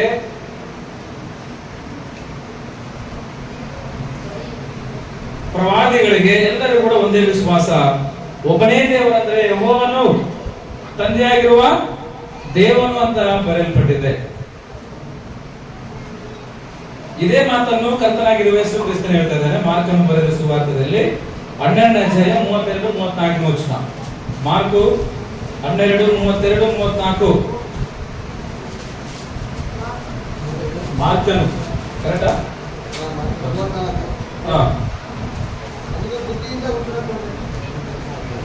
32 ಹೌದು. ಆಗ ಶಾಸ್ತ್ರಿಯು ಬೋಧಕನೇ ಚೆನ್ನಾಗಿ ಹೇಳಿದ್ದೆ, ಒಬ್ಬನೇ ಇದ್ದಾನೆ, ಆತನ ಹೊರತು ಮತ್ತೊಬ್ಬ ದೇವರಿಲ್ಲ ಎಂದು ನೀನು ಹೇಳಿದ್ದು ಸತ್ಯ. ಆತನನ್ನು ನೋಡಿದಿರಾ? ಇಲ್ಲಿ ಒಂದು ಸಂಭಾಷಣೆ ನಡೀತಾ ಇದೆ. ಯಾರ್ಯಾರ ಮಧ್ಯದಲ್ಲಿ? ಯೇಸು ಕ್ರಿಸ್ತನು ಮತ್ತೆ ಶಾಸ್ತ್ರಿ ಅಲ್ವಾ, ಇಬ್ರು ಇದ್ದಾರೆ. ಯೇಸು ಕ್ರಿಸ್ತನು ಏನಂತ ಹೇಳಿದ್ದಾನೆ ಮುಂದೆ ಮೇಲೆ ವಚನದಲ್ಲಿ ಓದುವಾಗ 29ನೇ ವಚನದಲ್ಲಿ ಇಸ್ರಾಯೇಲ್ ಜನವೇ ಕೇಳು, ನಮ್ಮ ದೇವರಾದ ಕರ್ತನು ಓಕೆ, ಒಬ್ಬನೇ ದೇವರು, ನಿನ್ನ ದೇವರಾದ ಕರ್ತನನ್ನು ಪೂರ್ಣ ಹೃದಯದಿಂದಲೂ ಪೂರ್ಣ ಪ್ರಾಣದಿಂದಲೂ ಪೂರ್ಣ ಬುದ್ಧಿಯಿಂದಲೂ ಪೂರ್ಣ ಶಕ್ತಿಯಿಂದಲೂ ಪ್ರೀತಿಸಬೇಕೆಂಬುದೇ ಮೊದಲನೇ ಆಜ್ಞೆ. ನಿನ್ನ ನೆರೆಯವನನ್ನು ಮೇಲೆ ಏನಂತದೆ ಅಂತಂದ್ರೆ 29ನೇ ವಚನದಲ್ಲಿ ಅದಕ್ಕೆ ಯೇಸು ಕ್ರಿಸ್ತನು ಮಾತಾಡ್ತಿದ್ದಾನೆ. ಏನಂತ? ಓ ಇಸ್ರಾಯೇಲು, ವಿನುಮು మన దేవుడైన ಪ್ರಭು ಅದ್ವಿತೀಯ ಪ್ರಭು. ಯೇಸು ಕ್ರಿಸ್ತನು ಅದೇ ಮಾತಾಡಿದ್ದಾರೆ. ನಮ್ಮ ದೇವರಾಗಿರುವ ಕರ್ತನು ಅದ್ವಿತೀಯ ಕರ್ತನು. ಈ ಮಾತು ಹೇಳಿದ ಮೇಲೆ ಶಾಸ್ತ್ರಿ ಏನಂತ ಹೇಳ್ತಾ ಇದ್ದಾನೆ? ಯೇಸು ಕ್ರಿಸ್ತನು ಏನ್ ಹೇಳಿದ್ರೆ ದೇವರು ಅದ್ವಿತೀಯ ಅಂತ ಹೇಳಿದ್ದಾನೆ. ಶಾಸ್ತ್ರಿ ಏನಂತ ಹೇಳ್ತಾ ಇದ್ದಾನೆ ಅವಾಗ? ಎಸ್, ನಿಜ, ನೀನು ಹೇಳಿದ್ದು ಸತ್ಯ, ಅವ್ರು ಬಿಟ್ಟರೆ ಬೇರೆ ಯಾರು ಇಲ್ಲ ಅಂತ ಶಾಸ್ತ್ರಿಗಳು ಒಪ್ಕೊಂಡಿದ್ದಾನೆ. ಸೊ ಈ ಅದ್ವಿತೀಯ ನಮ್ಮ ಪದದಲ್ಲಿ ಯೇಸು ಕ್ರಿಸ್ತನಿದಾನ ಇದ್ರೆ ಏನಂತ ಹೇಳ್ಬೇಕು? ನಿನ್ನ ದೇವರಾಗಿರುವ ನನ್ನನ್ನು ನೀವು, ಅದ್ವಿತೀಯ ದೇವರು ನನ್ನನ್ನು ನೀವು ಪ್ರೀತಿಸಬೇಕಂತ ಹೇಳ್ಬೇಕಲ್ಲ. ಆ ರೀತಿಯಾಗಿ ಹೇಳಿಲ್ಲ ಯೇಸು ಕ್ರಿಸ್ತನು. ತಂದೆಯಾಗಿರುವ ದೇವರನ್ನು ಪ್ರೀತಿಸಬೇಕು. ಯಾಕೆ ಅಂತಂದ್ರೆ ಅವರು ಅದ್ವಿತೀಯ ದೇವರು. ಅದಕ್ಕೋಸ್ಕರ ಬೈಬಲ್ ಎಲ್ಲ ನೋಡುವಾಗ ದೇವರು ಅದ್ವಿತೀಯನು ಅಂತ ಬರೆದಿದೆ, ಅವರ ತಂದೆಯಾಗಿರುವ ದೇವರು ಅಂತ ಬರೆಯಲ್ಪಟ್ಟಿದೆ. ಕ್ರೈಸ್ತವ ಯುಗದಲ್ಲಿ ಕೂಡ, ಅಂದ್ರೆ ಹೊಸ ಒಡಂಬಡಿಕೆಯಲ್ಲಿ ಯಾವಾಗ ಸ್ಥಾಪನೆ ಆಯಿತು? ಹೊಸ ಒಡಂಬಡಿಕೆ ಯೇಸು ಕ್ರಿಸ್ತನ ಪುನರುತ್ಥಾನ ಆದ್ಮೇಲೆ ಅಪೊಸ್ತಲರ ಮೂಲಕ ಹೊಸ ಒಡಂಬಡಿಕೆ ಅನ್ನೋದು ಸ್ಥಾಪನೆ ಆಗಿದೆ. ಹೊಸ ಒಡಂಬಡಿಕೆ ಸ್ಥಾಪನೆ ಆದ್ಮೇಲೆ ಅಪೊಸ್ತಲರು ಏನಂತ ಹೇಳ್ತಾ ಇದ್ದಾನೆ ಅಂತಂದ್ರೆ 1ನೇ ಕೊರಿಂಥಿ ಪುಸ್ತಕದಲ್ಲಿ 8ನೇ ಅಧ್ಯಾಯ 5-6ನೇ ವಚನದಲ್ಲಿ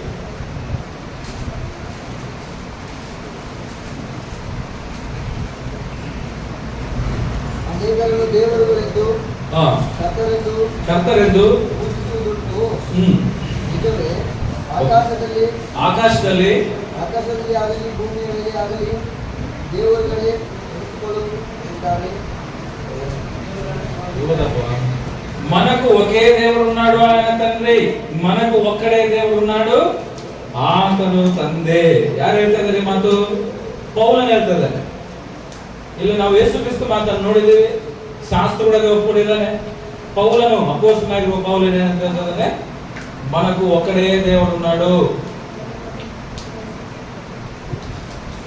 ಯಾರತ?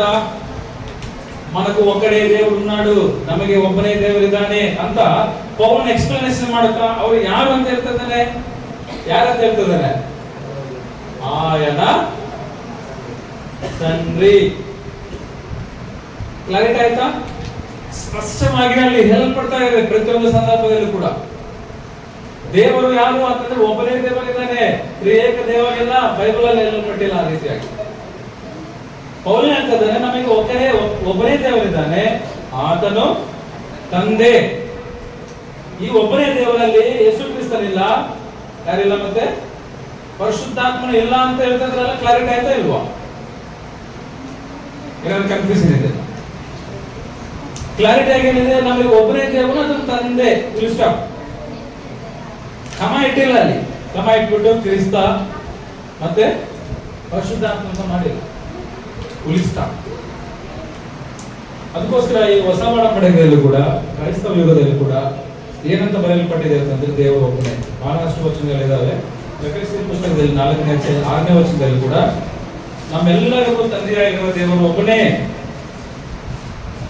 ಇದು ಮೊದಲನೇ ಕೊರಿಂಥ ಪುಸ್ತಕ 8ನೇ ಅಧ್ಯಾಯ 5-6ನೇ ವಚನ.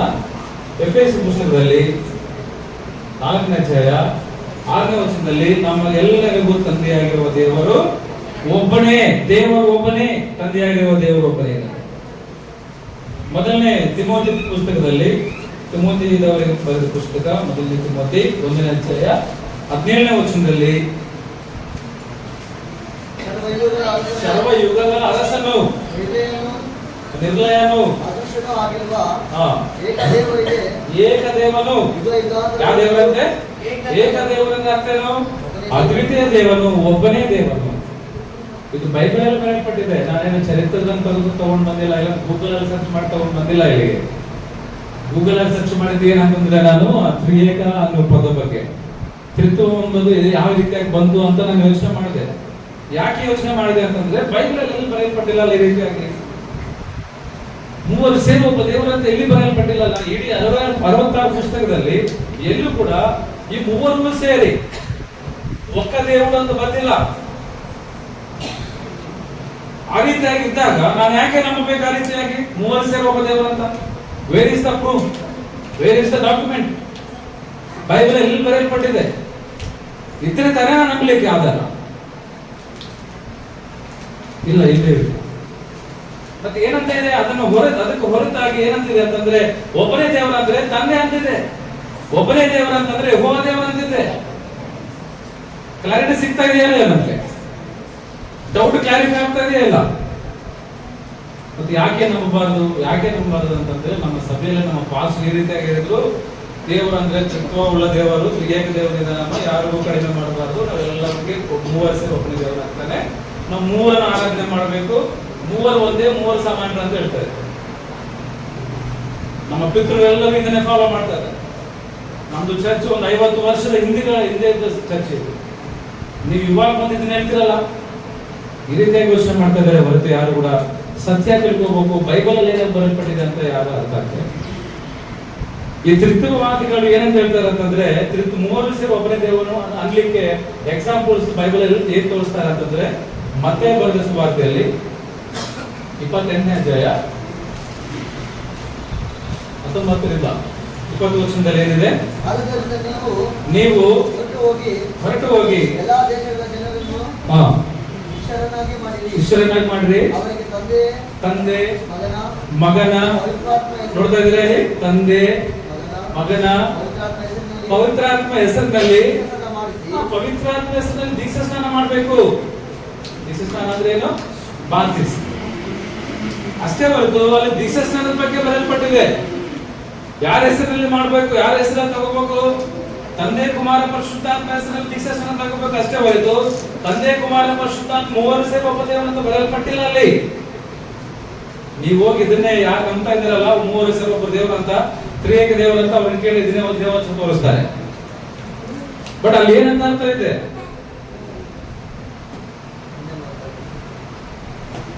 ಇನ್ನೊಂದು ಮಾತು ನಾವು ನೋಡುವಾಗ ಇನ್ನೊಂದು ವಚನ ಏನ್ ತೋರಿಸ್ತಾರೆ ಅಂತಂದ್ರೆ ಅವರು, ಇದು ಗೊತ್ತಾಗ್ಬೇಕಲ್ಲ ನಮ್ಗೆ.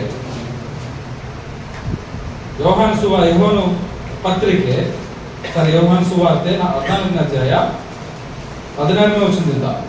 ಯೋಹಾನ್ ಸುವಾರ್ತೆ 14:16. ತಂದೆಯನ್ನು ಕೇಳಿಕೊಳ್ತೇನೆ,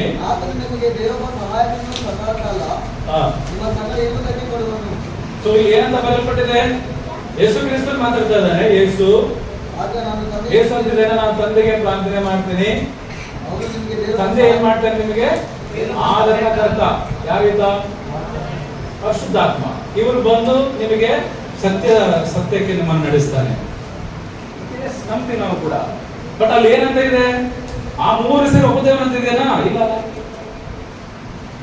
ಆ ರೀತಿಯಾದಂತ ಭಾವನೆ ಎಲ್ಲಿ ಇಲ್ಲ. ಮೂವರ ಒಂದು ಪ್ರಸ್ತಾವನೆ ಇದೆ, ಇಲ್ಲ ಅಂತಲ್ಲ. ಮೂವರಿಗೂ ದೇವತ್ವವಿದೆ, ಇಲ್ಲ ಅಂತಲ್ಲ. ಮೂವರು ಕೂಡ ನಿತ್ಯತ್ವ ಉಳ್ಳ ದೇವರು, ಇಲ್ಲ ಅಂತಲ್ಲ, ನೋ ಡೌಟ್. ಆದ್ರೆ ನಾವು ಏನು ಯೋಚನೆ ಮಾಡ್ತಾ ಇದೀವಿ, ಒಬ್ಬನೇ ದೇವರು ಅಂದ್ರೆ ಯಾರು? Who is the one true god. ಅದು ಯಾವ ರೀತಿಯಾಗಿ ಬೈಬಲ್ ಅಲ್ಲಿ ಹೇಳಲ್ಪಟ್ಟಿದೆ? ಸೊ ಇದುವರೆಗೆ ನಾವೇನ್ ನೋಡಿದೀವಿ ಅಂತಂದ್ರೆ, ಯಾರು ಒಬ್ಬನೇ ದೇವರು? ಕ್ವಶನ್ಗೆ ಆನ್ಸರ್ ಏನು? ತಂದೆ. ಅವ್ರನ್ನ ನಾವು ತಂದೆ ಅಂತ ಕರಿತೀವಿ. ನಾವು ಪ್ರಾರ್ಥನೆ ಮಾಡುವಾಗ ತಂದೆ ಅಂತ ಕರಿತೀವಿ. ಇವಾಗ ಕನ್ಕ್ಲೂಷನ್ ಬರಲ್ಲ, ಜಾಸ್ತಿ ಹೊತ್ತು ನಾನು ಟೈಮ್ ತಗೊಂಡ್ರೆ ನಿಮ್ಗೆ ಬೋರ್ ಏನಾದ್ರು ಆಗ್ತಾ ಇದೆಯಾ? ಬೋರ್ ಏನು ಹೊಡಿತಾ ಇಲ್ಲ. ಯಾಕೆ ತಂದೆಯಾಗಿರುವ ದೇವನೇ ಒಬ್ಬನೇ ದೇವ ಅಂತ ನಾವು ಕ್ವಶನ್ ಮಾಡ್ತೀವಿ ಅಲ್ವಾ? ಅವಾಗ ನಮ್ಗೆ ಕ್ಲಾರಿಟಿ ಸಿಗುತ್ತೆ. ಯಾಕೆ ತಂದೆಯಾಗಿರುವ ದೇವರು ಒಬ್ಬನೇ ದೇವರು, ಅದ್ವಿತೀಯ ದೇವರು? ಯಾಕೆ ಯೇಸು ಕ್ರಿಸ್ತನಲ್ಲ? ಯಾಕೆ ಪರಿಶುದ್ಧಾತ್ಮ ಅಲ್ಲ? ಯೋಚನೆ ಮಾಡ್ಬೇಕ ಬೇಡ? ಅವರು ದೇವರಾಗಿದ್ದಾಗ ಮತ್ತೆ ಅವ್ರು ಯಾಕೆ ದೇವರಾಗಿರ್ಬಾರ್ದು? ಇದೇ ಕ್ವಶನ್ ನಾನು ಮಾಡಿದ್ದೆ ಒಬ್ಬರಿಗೆ, ಒಬ್ಬ ಸುವಾರ್ತಿಕನು ನನಗೆ ಈ ತರ ಹೇಳುವಾಗ ನನಗೆ ಕ್ವಶನ್ ಬಂತು, ನೀವು ಹೇಳ್ತಿರಲ್ಲ ಯೇಸು ಕ್ರಿಸ್ತನ ದೇವರಂತ, ಹೌದು. ಪರಿಶುದ್ಧಾತ್ಮ ದೇವರಂತ ಅಂತೀರಲ್ಲ, ಹೌದು. ಆದ್ರೆ ಅವ್ರನ್ನ ಆರಾಧಿಸ್ಬೇಕಲ್ಲ, ಅವರು ನಮ್ಮ ದೇವರಾಗಿರ್ಬೇಕಲ್ಲ, ಯಾಕೆ ನೀವು ಅವ್ರನ್ನ ಸಪರೇಟ್ ಮಾಡ್ತಾ ಇದ್ದೀರಾ ಅಂತ ಕ್ವಶನ್ ಮಾಡಿದ್ದೆ ನಾನು. ನಿಜ, ಹೈದರಾಬಾದ್ ಮಠದಲ್ಲಿ ಕ್ಲಾಸ್ ಇದೇ ರೀತಿ ಆಗಿದ್ದಾಗ ಇದೇ ಕ್ವಶನ್ ಮಾಡಿದ್ದು. ಅವ್ರು ಏನಂತ ಹೇಳಿದ್ರು ಅಂತಂದ್ರೆ, ಬ್ರದರ್, ನಿಮ್ಮ ಸ್ವಂತ ಊಹೆಗಳಿಗೆ ನನ್ನ ಹತ್ರ ಆನ್ಸರ್ ಇಲ್ಲ. ನೀವು ಯೋಚನೆ ಮಾಡ್ತಾ ಇದ್ದೀರಾ, ನಿಜ, ಇಲ್ಲ ಅಂತಲ್ಲ. ಬಟ್ ಅದಕ್ಕೆ ಆನ್ಸರ್ ಇಲ್ಲ ನನ್ನ ಹತ್ರ. There is no answer. ಯಾಕೆ ಅಂತಂದ್ರೆ ಬೈಬಲ್ ಅಲ್ಲ ನೋಡಿ ನಾನು ಹೇಳ್ತೀನಿ. ಬೈಬಲ್ ಅಲ್ಲಿ ಆ ರೀತಿಯಾಗಿ ಬರೆಯಲ್ಪಟ್ಟಿದ್ದೇನಾ? ಯೇಸು ಕ್ರಿಸ್ತನ ದೇವರಲ್ಲ, ಅದಕ್ಕೋಸ್ಕರ ನಾವು ಆರಾಧನೆ ಮಾಡ್ತೀನಿ ಅಂತ ಬರೆಯಲ್ಪಟ್ಟಿದ್ದೇನಾ? ಪರಿಶುದ್ಧಾತ್ಮ ದೇವರಲ್ಲ, ಅದಕ್ಕೋಸ್ಕರ ನಾನು ಕೂಡ ಮೂರು ಸೇರಿಸಿದಂತ ಬೈಬಲ್ ಅಲ್ಲಿ ಹೇಳಲ್ಪಟ್ಟಿದ್ದೇನಾ? ಬೈಬಲೇ ನಮಗಾಗಲ್ಲ. ಬೈಬಲ್ ಏನ್ ಹೇಳುತ್ತೋ ಅದನ್ನೇ ನಂಬಬೇಕು. ಸೊ ಆ ರೀತಿಯಾಗಿ ನಾವು ಯೋಚನೆ ಮಾಡುವಾಗ, ಯಾಕೆ ತಂದೆ ಮಾತ್ರ ಒಬ್ಬನೇ ದೇವನು, ಯೇಸು ಕ್ರಿಸ್ತನ ಯಾಕಲ್ಲ, ಪರಿಶುದ್ಧಾತ್ಮನ ಯಾಕಲ್ಲ ಅಂತಂದ್ರೆ ನಾವು 10 ನಿಮಿಷದಲ್ಲಿ ಮುಗಿಸ್ತೇನೆ. ಯಾಕೆ ಅಂತಂದ್ರೆ ಇದುವರೆಗೂ ಬ್ರದರ್ ಹೇಳಿದ್ದಾರೆ ಚೆನ್ನಾಗಿ, ಅದರಲ್ಲಿ ಬಂತು ಆ ಪದ, ನಾನು ಕೂಡ ರಿಪೀಟ್ ಮಾಡ್ತೀನಿ. ಯಾಕೆ ಅಂತಂದ್ರೆ ತಂದೆಯಾಗಿರುವ ದೇವನು, ಮೊದಲನೇ ಪಾಯಿಂಟ್, ತಂದೆಯಾಗಿರುವ ದೇವನು, ತಂದೆಯ ದೇವರು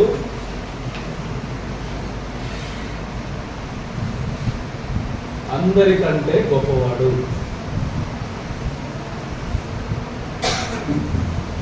ತಂದೆಯ ದೇವರು అందరికంటే గొప్పవాడు. ನಂಬ್ತೀರಾ ಮಾತು?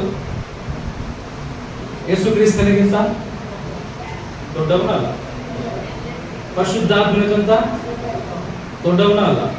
ನಾವು ಮನುಷ್ಯರಿಗೆ ಹೋಲಿಕೆ ಮಾಡೋದು ಓಕೆ, ನಾವು ಮನುಷ್ಯರು ಕೂಡ ಕೇವಲ ನಾವು ದೇವರ ದೃಷ್ಟಿಯಲ್ಲಿ ಕೇವಲ. ಆದ್ರೆ ಪರಿಶುದ್ಧಾತ್ಮ ಯೇಸು ಕ್ರಿಸ್ತ ಯಾಕೆ? ಅದಕ್ಕೋಸ್ಕರ ದೇವರಿಗೆ ತಂದೆ, ಈ ತಂದೆ ಎಂಬ ಪದದಲ್ಲಿ ಅರ್ಥ ಮಾಡ್ಕೋಬೇಕು. ತಂದೆ ಅಂದ್ರೆ ಒಂದು ಕುಟುಂಬದಲ್ಲಿ ತಂದೆ ಇದ್ದಾಗ is the head of the house. ತಂದೆ ಕುಟುಂಬದಲ್ಲಿ ಇರುವಂತ 10 ಜನದಲ್ಲಿ ಯಾರು ದೊಡ್ಡವರು? ನಮ್ಮ ತಂದೆ.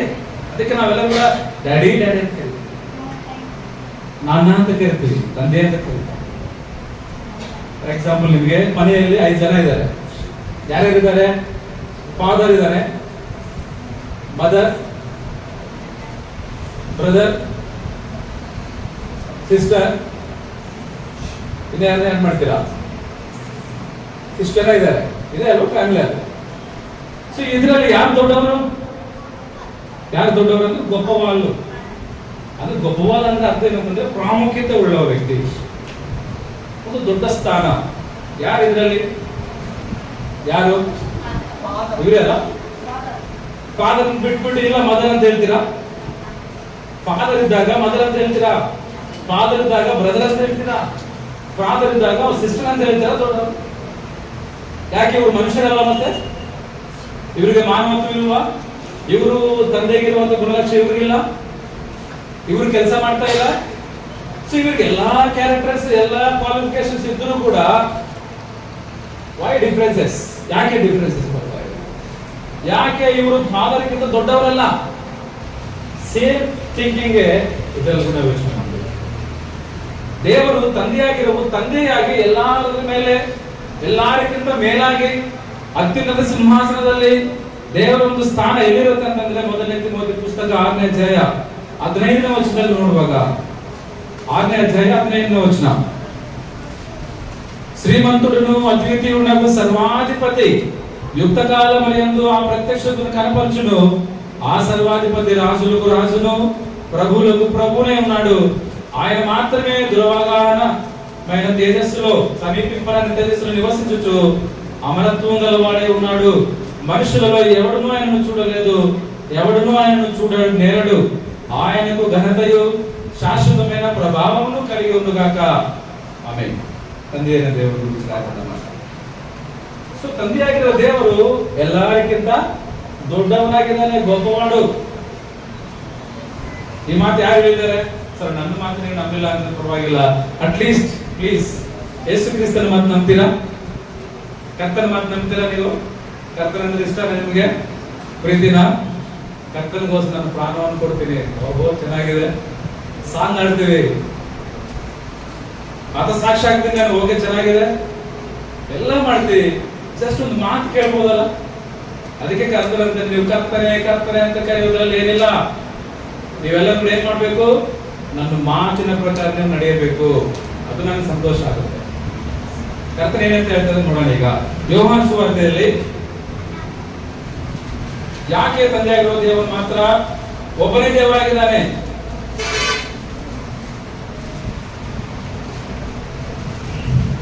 ಹದಿನಾಲ್ಕನೇ ಅಧ್ಯಾಯ 28ನೇ ವಚನ, 14:28. ನಾನು ಹೋಗಿ ನಿಮ್ಮ ಬಳಿಗೆ ಬರ್ತೇನೆಂದು ಹೇಳಿದ್ದನ್ನು ಕೇಳಿರಿ. ನೀವು ನನ್ನನ್ನು 28 ಕರೆಕ್ಟಾ? ನೀವು ನನ್ನನ್ನು ಪ್ರೀತಿಸುವವರಾಗಿದ್ದರೆ ನಾನು ತಂದೆಯ ಬಳಿಗೆ ಹೋಗುವ ವಿಷಯದಲ್ಲಿ ಸಂತೋಷ ಪಡುತ್ತಿದ್ದೀರಿ. ಯಾಕೆಂದರೆ ನನಗಿಂತ ದೊಡ್ಡವನು. ತಂದೆ ಯಾರಿಗಿಂತ ದೊಡ್ಡವನಂತೆ? యేసు క్రీస్తు కంటే గొప్పవాడు ఎవరు? ಇದು ಹೇಳಿದ್ರೆ ಏನಂತಾರೆ ಅಂದ್ರೆ ಇವ್ರು ಕ್ರಿಸ್ತ ವಿರೋಧಿಗಳು ಅಂತಾರೆ, ಇವ್ರು ಸುಳ್ಳು ಬೋಧಕರು ಅಂತಾರೆ ಅಲ್ವಾ? ಅವ್ರು ನೋಡಿ ನಡಿಬೇಕಾ ಇಲ್ಲಾಂದ್ರೆ ಚಾಲಿ ತೋರಿಸ್ಬೇಕನ್ನೋದು ಗೊತ್ತಾಗಲ್ಲ. ಯಾಕೆ ಅಂತಂದ್ರೆ ಗ್ರಂಥವನ್ನು ಗ್ರಂಥವಾಗಿ ಅರ್ಥ ಮಾಡಿಕೊಂಡ್ರೆ ಪ್ರತಿಯೊಂದು ಅರ್ಥ ಆಗುತ್ತೆ. ಕನ್ಫ್ಯೂಷನ್ ಬೇಡ, ಗ್ರಂಥವನ್ನು ಫಾಲೋ ಮಾಡಿ ಸಾಕಷ್ಟೇ. ಬೈಬಲ್ ಅಲ್ಲಿ ಏನ್ ಬರೆಯಲ್ಪಟ್ಟಿದೆ ಅದ್ರ ಪ್ರಕಾರ ನಿಮ್ಮ ನಂಬಿಕೆಯನ್ನು ಹಿಡಿದು ನೀವು ನಿತ್ಯ ಜೀವಕ್ಕೆ ಹೋಗ್ತೀರಾ. ಯೇಸು ಕ್ರಿಸ್ತನೇ ಹೇಳ್ತಾ ಇದ್ದಾನೆ, ತಂದೆ ನನಗಿಂತ ದೊಡ್ಡವನು ಅಂತೆಲ್ಲ ಇಲ್ಲ. ತಂದೆಯಾಗಿರುವ ಎಲ್ಲರಿಗಿಂತ ದೊಡ್ಡವನು. ಯೇಸು ಕ್ರಿಸ್ತನು ದೊಡ್ಡವನ ಅಲ್ಲ? ಎಸ್ ದೊಡ್ಡವನೇ. ಭೂ ಪರಲೋಕದಲ್ಲಿ ಸರ್ವಾಧಿಕಾರವು ಯೇಸು ಕ್ರಿಸ್ತನಿಗೆ ಕೊಡಲ್ಪಟ್ಟಿದೆ. ಮುಲ್ಲೋಕಗಳಿಗೆ ಕರ್ತನಾಗಿದ್ದಾನೆ. ಪ್ರತಿ ಒಬ್ಬರು ಕೂಡ ಯೇಸು ಕ್ರಿಸ್ತನ ನಾಮದಲ್ಲಿ ಮೊಣಕಾಲೂರಿ ದೇವರಿಗೆ ಪ್ರಾರ್ಥನೆ ಮಾಡಬೇಕು. ಪ್ರತಿ ಒಬ್ಬರು ರಕ್ಷಣೆ ಹೊಂದಬೇಕಂದ್ರೆ ಯೇಸು ಕ್ರಿಸ್ತನ ನಾಮವೇ ಬೇಕು. ಕ್ರಿಸ್ತನು ದೇವರಿಗೆ ಮನುಷ್ಯರಿಗೆ ಮಧ್ಯವಂತನಾಗಿದ್ದಾನೆ. ಕ್ರಿಸ್ತನ ನಾಮದಲ್ಲೇ ನಮಗೆ ರಕ್ಷಣೆ ಇದೆ. ಯೇಸು ಕ್ರಿಸ್ತನಿಲ್ಲ ಅಂದ್ರೆ ನಾವಿಲ್ಲ. ಕರೆಕ್ಟ್ ಅಲ್ವಾ? ಕ್ರಿಸ್ತನಿಗಿರುವಂತ ದೊಡ್ಡ ಸ್ಥಾನ ಯಾರಿಗೂ ಇಲ್ಲ ಭೂಪರಲೋಕದಲ್ಲಿ. ಆದರೆ ಯೇಸು ಕ್ರಿಸ್ತನು ತಂದೆಯಾಗಿರುವ ದೇವರಿಗಿಂತ ದೊಡ್ಡವನಲ್ಲ. ಅಂದ್ರೆ ನೀವಾಗ ಅರ್ಥ ಮಾಡ್ಕೋಬೇಕು, ಯೇಸು ಕ್ರಿಸ್ತನೇ ಇಷ್ಟು ದೊಡ್ಡವನಾದರೆ, ಇಷ್ಟು ಗ್ರೇಟ್ ಪರ್ಸನ್ ಆದರೆ, ಅವರಿಗಿಂತ ದೊಡ್ಡವನಾಗಿರುವಂತ ತಂದೆ ಎಷ್ಟು ಗ್ರೇಟ್ನೆಸ್ ಆಗಿರಬಹುದು.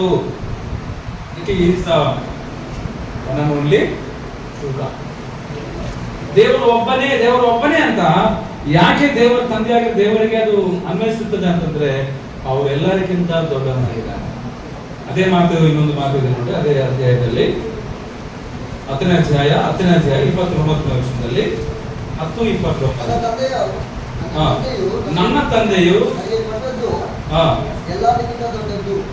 ನನ್ನ ತಂದೆ అందరికంటే గొప్పవాడని తెలుగులో. నా తండ్రి అంటే ఎవరైనా?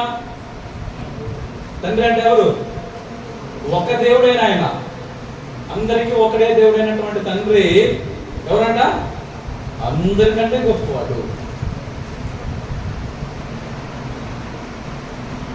ನಾನೇನಾದ್ರೂ ಇದರಲ್ಲಿ ಮಿಕ್ಸ್ ಮಾಡಿ ಕಲ್ಪಿತ ಮಾಡಿ ನಾನು ಹೇಳ್ತಾ ಇದ್ದೀನ ಇಲ್ಲ, ವಾಕ್ಯದಲ್ಲಿರೋದೇ ನನಗೆ ಹೇಳ್ತಾ ಇದ್ದೀನಿ. ಇನ್ನು ನಾವು ಹಳೆ ಒಡಂಬಡಿಕೆಯಲ್ಲಿ ನೋಡುವಾಗ ದೇವರ ಒಂದು ದೊಡ್ಡ ಸ್ಥಾನ ಔನ್ನತ್ಯದ ಬಗ್ಗೆ ಯಾವ ರೀತಿಯಾಗಿ ಹೇಳಲ್ಪಟ್ಟಿದೆ ಅಂತಂದ್ರೆ ಕೀರ್ತನೆಗಳಲ್ಲಿ 71ನೇ ಕೀರ್ತನೆ 19ನೇ ವಚನ ಓದೋಣ. 71:19 ವಚನ. ದೇವರೇ ನಿನ್ನ ನೀತಿಯು ಆಕಾಶವನ್ನು ಮಹೋನ್ನತವಾಗಿದೆ. ದೇವರೇ ನಿನಗೆ ಸಮಾನರು ಯಾರು? Who is the equal persons to you? ಯಾರು? ಕ್ವಶನ್ ನಾವು ಇದು ಒಂದು ಕ್ವಶನ್ ಇದೆ. ಒಂದು ಭಕ್ತನ ಹೇಳ್ತದೆ ಏನಂತ? ತಂದೆ ನಿನಗೆ ಸಮಾನರು ಯಾರು? సమానులు ఎవరు తండ్రికి? క్వశ్చన్ అది. ఆన్సర్ అదే చెప్తారా? ఆన్సర్ ఎవరు లేరు, ಯಾರು ಇಲ್ಲ. ಅದರ ಅರ್ಥ ಏನಂತಂದ್ರೆ ఎవరు లేరు అని అర్థం. ఇంకేముంది? 40 కీర్తన 40ನೇ కీర్తನೆ 5ನೇ ವಚನ. 40ನೇ ಕೀರ್ತನೆ 5ನೇ ವಚನ. ಯೆಹೋವನೇ ನನ್ನ ದೇವರೇ ನಿನಗೆ ಸಮಾನರಾಗಿರುವ ದೇವರು ಯಾರು ಇಲ್ಲ, ನಿನಗೆ ಯಾರೂ ಇಲ್ಲ ಅಂತ ಆನ್ಸರ್ ಏನು ಬರೆಯಲ್ಪಟ್ಟಿದೆ. ಈ ಕ್ವಶನ್ಗೆ ಆನ್ಸರ್ ಎಲ್ಲಿದೆ? ಕೀರ್ತನ ಪುಸ್ತಕದಲ್ಲಿ 40ನೇ ಕೀರ್ತನ ಎಷ್ಟು ವಚನ? 5ನೇ ವಚನ. ಕರೆಕ್ಟಾ? ಇಲ್ಲಿ ಕ್ವಶನ್ ಇದೆ, ಇದಕ್ಕೆ ಆನ್ಸರ್ ಎಲ್ಲಿದೆ? ಇಲ್ಲಿದೆ.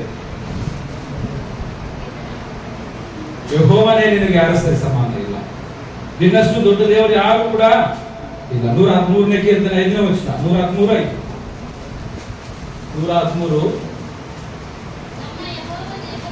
ನಮ್ಮ ಯೆಹೋವ ದೇವರಿಗೆ ಸಮಾನರು ಯಾರು? ನೋಡಿದಿರ? ನಮ್ಮ ಯೆಹೋವ ದೇವರಿಗೆ ಸಮಾನರು ಯಾರು ಅಂತ ಬರೆಯುತ್ತದೆ. 89ನೇ ಅಧ್ಯಾಯ 89 ಕೀರ್ತನೆ 6ನೇ ವಚನ. 89:6. ಮೇಘಮಂಡಲದಲ್ಲಿ ಯೆಹೋವನಿಗೆ ಸಮಾನರು ಯಾರು? ಮೇಘಮಂಡಲ ಅಂದ್ರೆ ಎಲ್ಲಿದೆ? ಅದು ಪರಲೋಕದಲ್ಲಿ. ಮಿಂಟನು ಯೆಹೋವಕ್ಕೂ ಸಾಟಿಯನ್ನು ಮಾಡಬಾರದು. ಅದಕ್ಕೋಸ್ಕರ ದೇವರು ಮಾತ್ರ ಒಬ್ಬನೇ ದೇವರಾಗಿ ಎಲ್ಲಾ ಕಾಲದಲ್ಲಿ ಎಲ್ಲಾ ಮನುಷ್ಯರಿಗೆ ದೇವರಾಗಿ, ಸರ್ವಲೋಕದ ದೇವರಾಗಿ, ಪಿತೃಗಳಿಗೆ ದೇವರಾಗಿ, ಇಸ್ರಾಯೇಲ್ಗೆ ದೇವರಾಗಿ, ಕ್ರೈಸ್ತವರಿಗೆ ದೇವರಾಗಿ ಇವತ್ತು ಒಬ್ಬನೇ ದೇವರಾಗಿದ್ದಾನೆ ತಂದೆ. ಈ ಸ್ಥಾನ ಯಾರು ಭರ್ತಿ ಮಾಡಲಿಕ್ಕೆ ಆಗಲ್ಲ. ಈ ಹೆಸರನ್ನು ಯಾರಿಗೂ ಇಡಬಾರದು.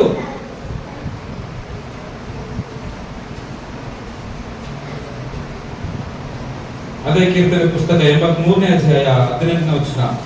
83:18. ಆತ ಯೆಹೋವನ ನಾಮದಿಂದ ಪ್ರಸಿದ್ಧನಾದ ನೀನು ಒಬ್ಬನೇ ಭೂಲೋಕದಲ್ಲೆಲ್ಲ ಸರ್ವೋನ್ನತನೆಂದು. ಯಾರಂತೆ ದೇವರು? ಸರ್ವೋನ್ನತನು.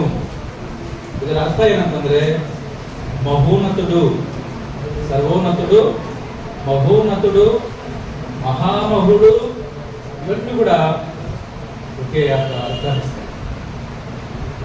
ಯೇಸು ಕ್ರಿಸ್ತನು ಭೂಲೋಕದಲ್ಲಿದ್ದಾಗ ಕೂಡ ಒಂದು ಮಾತು ಬರೆಯಲ್ಪಟ್ಟಿದೆ, ನೋಡೋಣ. ಅಲ್ಲಿ ಏನಿದೆ ಅಂತಂದ್ರೆ ಮಾರ್ಕನು ಬರೆದ ಸುವಾರ್ತೆಯಲ್ಲಿ 5ನೇ ಅಧ್ಯಾಯ 7ನೇ ವಚನ.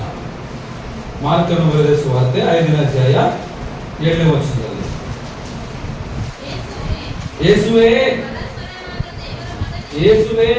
ಯೇಸುವಿನ ಬಗ್ಗೆ ಹೇಳ್ತಾ ಇದ್ದಾನೆ ಆ ಪವಿತ್ರಾತ್ಮ. ಯೇಸುವೇ ಪರಾತ್ಮನಾದ ದೇವರ ಮಗನೇ. ಕನ್ನಡದಲ್ಲಿ ಆ ರೀತಿಯಾಗಿ, ತೆಲುಗಿನಲ್ಲಿ ಸರ್ವೋನ್ನತುಡೈನ దేవుని కుమారుడా. ಯಾರಿ ಸರ್ವೋನ್ನತನು? ಸರ್ವೋನ್ನತನು ಯಾರು? దేవుని. ಇಲ್ಲಿ ಅರ್ಥ ಮಾಡ್ಕೋಬೇಕು, ಬಹಳಷ್ಟು ಜನರಿಗೆ ಅರ್ಥ ಆಗಲ್ಲ ಇದು. ಯೇಸು ಕ್ರಿಸ್ತನ ಅನ್ಕೊಂಡ್ಬಿಡ್ತಾರೆ, ಮತ್ತೆ ಅಲ್ಲಿ ಕ್ರಿಸ್ತನಲ್ಲ. ಅಲ್ಲಿ ಕ್ರಿಸ್ತನ ಬಗ್ಗೆ ಒಬ್ಬ ಪವಿತ್ರಾತ್ಮನ ಹಿಡಿದಿದ್ದ ಮನುಷ್ಯನ ಹೇಳ್ತಾ ಇದ್ದಾನೆ ಅಂತ సర్వోన్నతుడైన దేవుని కుమారుడు నీవు. ఎవరైనా? ತಂದೆ ಆಗಿರುವ ದೇವರ ಕುಮಾರನು ನೀನು ಅಂತ ಹೇಳ್ತಾರೆ. ಸೊ ಈ ರೀತಿಯಾಗಿ ದೇವರು ಯಾಕೆ ಒಬ್ಬ ದೇವರಾಗಿ ತಂದೆ ಮಾತ್ರ ಇದ್ದಾನಂತಂದ್ರೆ ಇದೇ ಕಾರಣ. ಆ ದೇವರು ಎಲ್ಲರಿಗಿಂತ ದೊಡ್ಡವನಾಗಿದ್ದಾನೆ. ಇವನ್ ಯೇಸು ಕ್ರಿಸ್ತನಿಗಿಂತ, ಪರಿಶುದ್ಧಾತ್ಮನಿಗಿಂತ, ಎಲ್ಲಾ ಮನುಷ್ಯರಿಗಿಂತ ದೇವರು ದೊಡ್ಡನಾಗಿದ್ದಾನೆ, ಸರ್ವೋನ್ನತನಾಗಿದ್ದಾನೆ, ಮಹೋನ್ನತನಾಗಿದ್ದಾನೆ. ದೇವರಿಗೆ ಸರಿ ಸಮಾನರು ಯಾರು ಕೂಡ ಇಲ್ಲ ಅಂತ ಗ್ರಂಥದಲ್ಲಿ ನಮಗೆ ಬರೆಯಲ್ಪಟ್ಟಿದೆ. ಅಂತ ದೇವರು ನಮಗೆ ದೇವರಿದ್ದಾಗ ನಮಗೆ ನಾಚಿಕೆ ಆಗ್ಬೇಕು? ನಾವು ಯಾಕೆ ಒಪ್ಪಿಕೊಳ್ಳಬಾರದು? ಯಾಕೆ? ಎರಡನೇ ಪಾಯಿಂಟ್ ಕೂಡ ಇದೆ. ಎಷ್ಟಾಗಿದೆ? ಸಾಕು, ಇದೊಂದು ಪಾಯಿಂಟ್ ನಾನು ಮುಗಿಸ್ತೀನಿ. ಒಂದು ಟೈಮ್ ಇದ್ರೆ ನಾನು ಅವಕಾಶ ಸಿಕ್ಕಿದ್ರೆ ನಾನು ಹೇಳ್ತೀನಿ. ಇದು ನಾನು ಕನ್ಕ್ಲೂಸ್ ಮಾಡಿ ಮುಗಿಸ್ಬಿಡ್ತೀನಿ. ಓಕೆನಾ? ತ್ರಿಯೇಕ ದೇವನ ಒಬ್ಬನೇ ದೇವನ? ಆನ್ಸರ್ ಕೊಡ್ರಿ ನೀವು. ಯಾವ ರೀತಿ ಗೊತ್ತಾಯ್ತು ನಿಮಗೆ? ಬೈಬಲ್ ಅಲ್ಲಿ ನೋಡಿದೀವಿ ಇದುವರೆಗೂ. ಸೊ ಈ ಪದ ನಾವು ಬೈಬಲ್ ಅಲ್ಲಿ ಇಲ್ಲ. ಮೂವರು ಸೇರಿ ಒಬ್ಬ ದೇವರ ಅಂತ ಬೈಬಲ್ ಅಲ್ಲಿ ಇಲ್ಲ. ಒಬ್ಬನೇ ದೇವರ ಅಂತ ಬೈಬಲ್ ಅಲ್ಲಿ ಇದೆ. ಆ ಒಬ್ಬನೇ ದೇವರ ಯಾರಂತಂದ್ರೆ ತಂದೆಯಾಗಿರುವ ದೇವರು. ಸೊ ಇದಕ್ಕೆ ಅಂತಂದ್ರೆ ಅವನು ಎಲ್ಲರಿಗಿಂತ ದೊಡ್ಡವನಾಗಿದೆ ಅಂತ ಇದುವರೆಗೂ ನೋಡಿದ್ದೀವಿ. ಸೊ ಅಂತ ದೇವರು ನಮಗಿದ್ದಾಗ ನಾವು ಎಷ್ಟು ಧನ್ಯರು. ಸೊ ಈ ರೀತಿಯಾಗಿ ನಾವು ಒಬ್ಬನೇ ದೇವರ ಬಗ್ಗೆ ತಿಳ್ಕೊಳ್ಬಹುದು. ಇನ್ನು ನಮಗೆ ಸಮಯ ಸಿಕ್ಕಿದ್ರೆ ಆಮೇಲೆ ನೋಡೋಣ. ಇದುವರೆಗೂ ಶ್ರದ್ಧೆಯಿಂದ ವಾಕ್ಯವನ್ನು ಕೇಳಿದ್ದಕ್ಕೆ ನಿಮ್ಮೆಲ್ಲರಿಗೂ ನನ್ನ ವಂದನೆಗೆ.